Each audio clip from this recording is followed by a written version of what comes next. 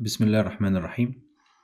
موضوعنا النهاردة عن توج ارتكل منشور في 2023 بيتكلم على management of large for gestational age baby in non-diabetic mother. بيتكلم على سيناريو واحد وهو non-diabetic. احنا ممكن نضيف عليه كمان الحالات الدايابيتك، الحالات اللي عندها prior cesarean section، والحالات اللي عندها previous history of shoulder dystocia، والمجموعة دي هنسميها complicated cases. اللي ما عندهاش أي فاكتور من دول زي حالة اللي بيتكلم عنها التوج ارتكل هنسميها uncomplicated. وبكده نكون أضفنا على التوج ارتكل بقية السيناريوهات وكملنا الموضوع. وفي الحالة دي هنسميه management of fetal macrosomia or large for gestational age baby. وكالمعتاد هنقسم موضوعنا into 3 parts هي background, evaluation and management. في الباك هنتكلم على definitions, prevalence, etiology and complications. والايفالويشن بيبقى clinical, radiological and laboratory.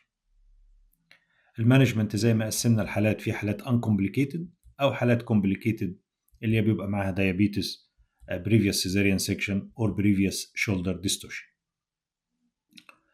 Starting with definition, there are two terms applied to excessive fetal growth. هما macrosomia and large for gestational age.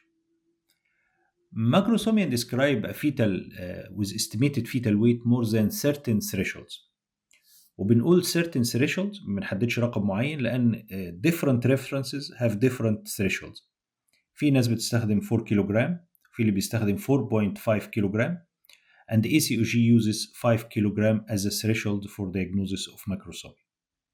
On the other side, large for gestational age refers to a fetus or newborn with weight exceeding the 90th percentile. Regarding prevalence, لو هنستخدم definition 4 كيلو بل prevalence 9%. لو هنستخدم definition 5 كيلو the prevalence is 0.1%. Etiology include maternal causes and fetal causes. Maternal causes include maternal diabetes. Maternal diabetes or maternal hyperglycemia results in fetal hyperglycemia and consequently fetal hyperinsulinemia. And this fetal hyperinsulinemia results in excessive growth. Obesity is another risk factor and it is linked to up to 12-fold increase in the risk of fetal macrosomia. And the main pathogenesis includes increased insulin resistance and hyperinsulinemia. وزي ما اتفقنا hyperinsulinemia leads to excessive growth. In addition, obesity is a risk factor for diabetes, which is an etiology of macrosomia. Multiparity is another factor. There is 150 gram weight gain observed in each subsequent pregnancy. And consequently, with multiparity, larger babies are expected.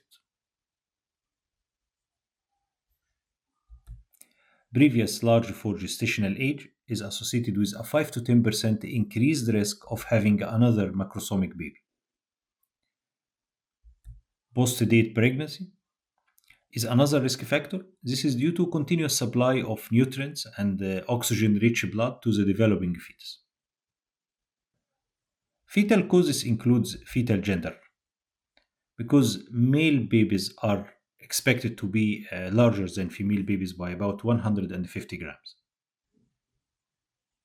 In addition, certain genetic and congenital disorders are associated with larger babies, such as Beckwith syndrome, Fragile X syndrome, and Weaver syndrome.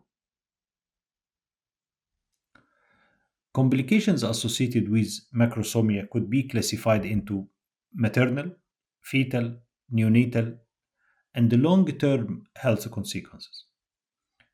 Maternal complications include increased risk of protracted or arrested labor, operative vaginal delivery, cesarean delivery, genital trauma, postpartum hemorrhage, and uterine rupture. وزي ما احنا شايفين كلها obstetric complications intrapartum due to the size of the baby. Fetal complications include increased risk of shoulder dystocia, which leads to birth trauma such as brachial plexus injury or fracture, also leads to asphyxia. And the shoulder dystocia in macrosomic baby is the most common serious intrapartum concern. Neonatal complications include hypoglycemia, respiratory problems, polycythemia, and admission to NICU. On the long term, macrosomic babies are more likely to develop obesity, impaired glucose tolerance, metabolic syndrome, and cardiac remodeling.